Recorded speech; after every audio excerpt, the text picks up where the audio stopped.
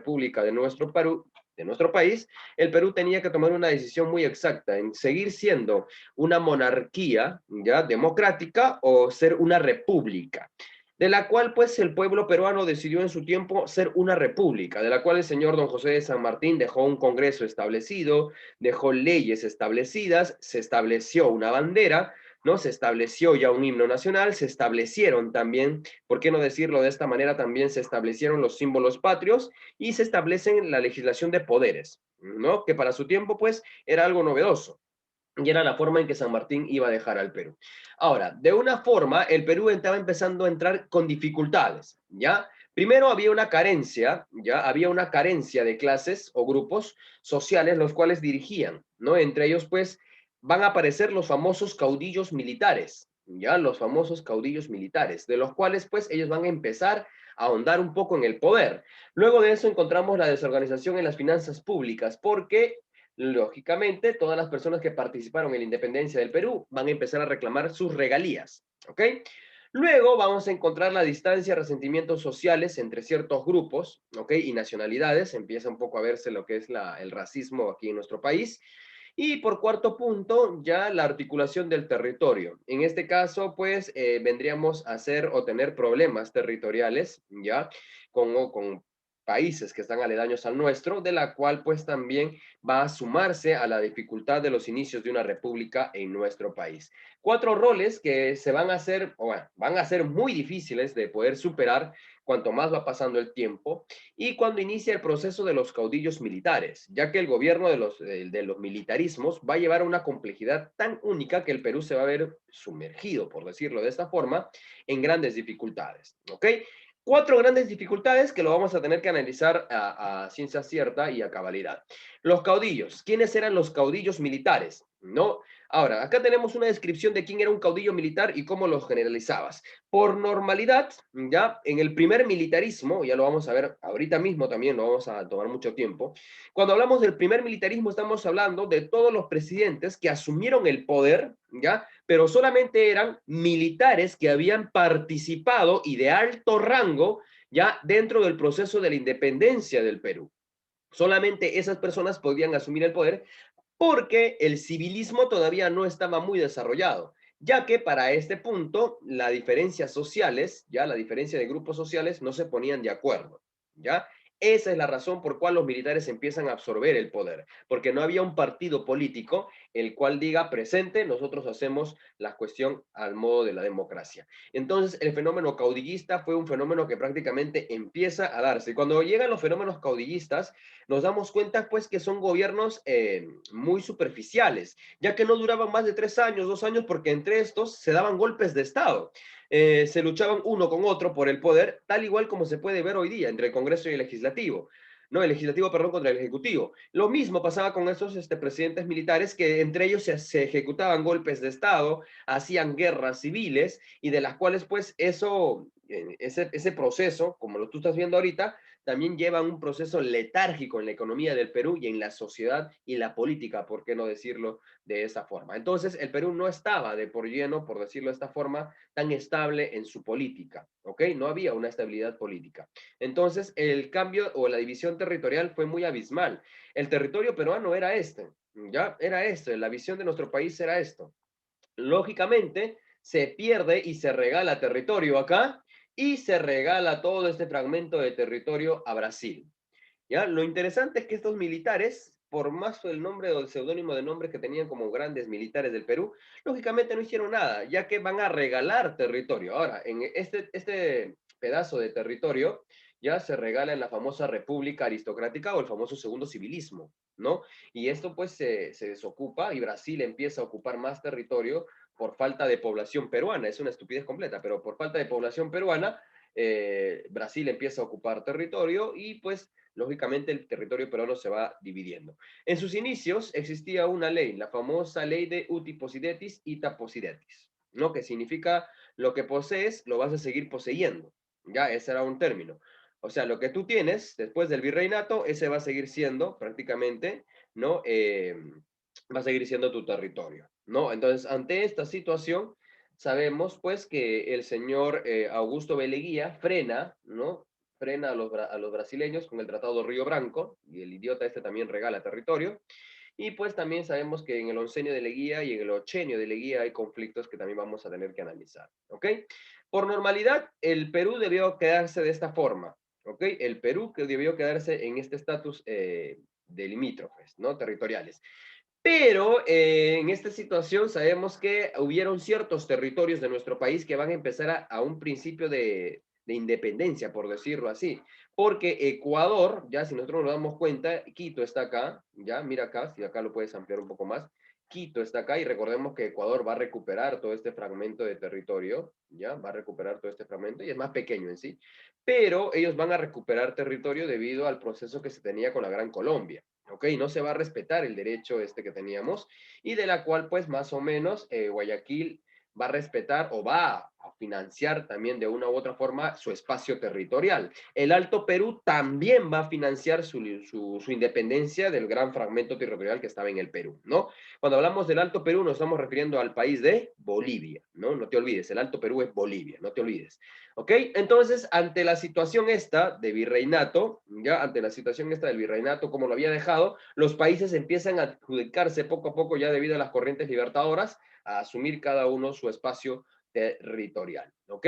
Entonces, habían formas de cómo determinar su posición en un cierto lugar, ya, y cada país pues estaba dando paso a paso para poder mantener una autonomía en su espacio territorial, ¿ok?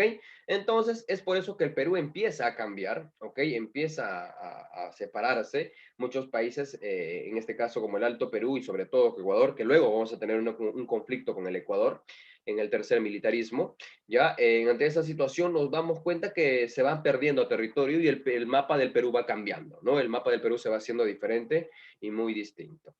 Ahora, habían problemas de las cuales aquí los tenemos fragmentados, ¿no? Tenemos problemas en este caso con Colombia, ya tenemos problemas con Colombia por el río Caquetá, problemas con Brasil, problemas con Bolivia, problemas con Chile y problemas con Ecuador. Prácticamente tenían problemas con todos los países que estaban alrededor nuestro, ¿ya? Porque se reclamaban ciertos pedazos de territorio.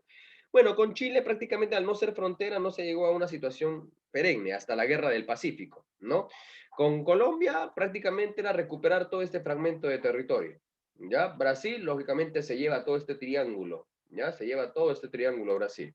En el caso de Ecuador era la pugna, ya en este caso por Tumbes también. Ellos querían que Tumbes perteneciese a la parte de Ecuador y se rogase todo ese territorio, ya, lo cual pues sabemos que hubo una guerra, la guerra con el Ecuador, la cual le ganamos a Ecuador. Bueno, no le ganamos en sí, sino que Estados Unidos nos obligó a poner la paz porque se iniciaba la Segunda Guerra Mundial y era necesario tener a los países aliados juntos en ese término, ¿ok? Bien, entonces teníamos problemas limítrofes, que era prácticamente el pan de cada día, lógicamente que en el proceso de los militarismos se van a ir acortando y cuando entramos a la Guerra del Pacífico, aún más todavía esta situación se va acortando. A nivel social, habían grandes problemas, ¿no? Si ya en el virreinato existían problemas, el Perú aproximadamente en el tiempo de los inicios de la República tenía 1,5 millones de habitantes. Para la República Aristocrática tenía 2 millones. O sea, prácticamente en un espacio territorial tan grande había una poca población. ¿Ok?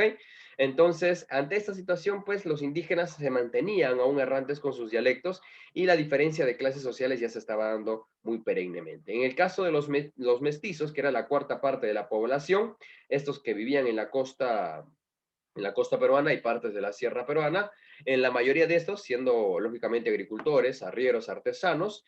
Para el siglo XX la población va a ensancharse más de los famosos mestizos, los cuales pues van a trabajar muchísimo en la parte de la agropecuaria de nuestro país, ¿ok?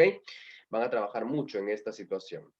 Luego de eso tenemos a los famosos criollos, los cuales pues al nacer aquí en el Perú se les dio el derecho de estar aquí en nuestro país, que era una población minoritaria, de la cual también se encargaba de ciertos grados, en este caso de principales cargos, perdón, como en este caso principales cargos como la burocracia civil, la eclesiástica, que eso sí se mantuvo, ya en cuanto a la iglesia, la Iglesia Católica, eso se mantuvo, hasta el día de hoy todavía se mantuvo en cuanto a lo que es la nación criolla, ¿no? La función criolla en este caso, puestos militares, ¿no? En este caso también encontramos la parte, en los criollos, recordemos que era la parte alfabeta del Perú, ¿no?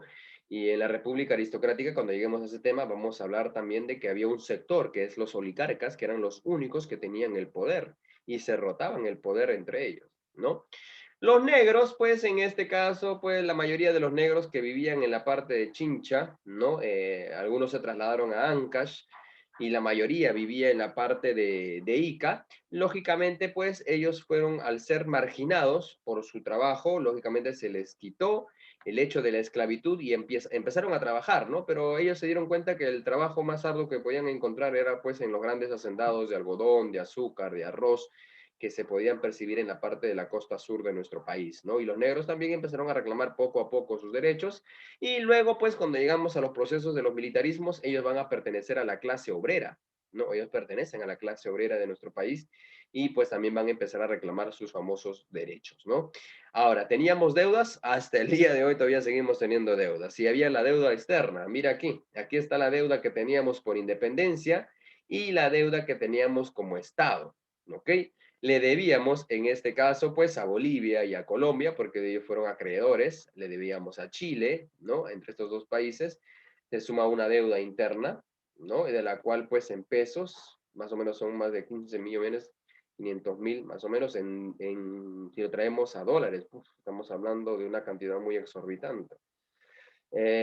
Tenemos también, en cuanto a situaciones de problemas económicos en cuanto con las deudas de Estado. Esto es cuando es de deudas de independencia, no te confundas. Acá cuando teníamos que pagar porque nos han ayudado.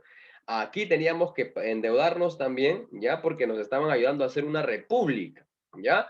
Y en este caso, pues también Inglaterra entra en el juego, ¿no? Recordemos que Inglaterra es el que financia las famosas corrientes libertadoras porque de esa forma España pierde poder, ¿no? Entonces, pues, ante esa situación, vamos a ver cuando llegamos a la prosperidad falaz. ¿Alguien se acuerda qué presidente fue el que estuvo en la prosperidad falaz? ¿Se acuerda? Ramón ¿Alguien? Castillo. Ramón Castilla empezó a pagar dividendos ya a personas que ni siquiera habían participado en las famosas independencias del Perú, y es donde ahí empieza el señor Ramón Castilla a pagar la deuda interna, porque teníamos plata. ¿Por qué se le dice la prosperidad falaz, Lucas? La prosperidad falaz fue porque en ese periodo hicimos un contrato con una casa que la verdad, disculpen, no me acuerdo el nombre, pero el guano, ella vendía nuestro guano, ellos se quedaban el 6% y nosotros nos quedábamos lo restante del 100%. Entonces, con el 6% esa empresa ganaba un platón, imagínate nosotros con el 94%. Tenemos plata hasta para limpiar los potes. Lógicamente. Pero la gente lo empezó a derrochar. Y por eso nos jodimos prácticamente. Literal, Aunque Ramón Castillo hizo algo bueno, pero igual nos jodimos. claro, no, sí, ahí es donde nacen los famosos pagos a los burócratas de una forma excesiva. ¿Dónde nace el pagar a un congresista 15.000 mensual? Nace en el tiempo de Ramón Castilla porque él empieza a pagar a los burócratas de una forma excesiva.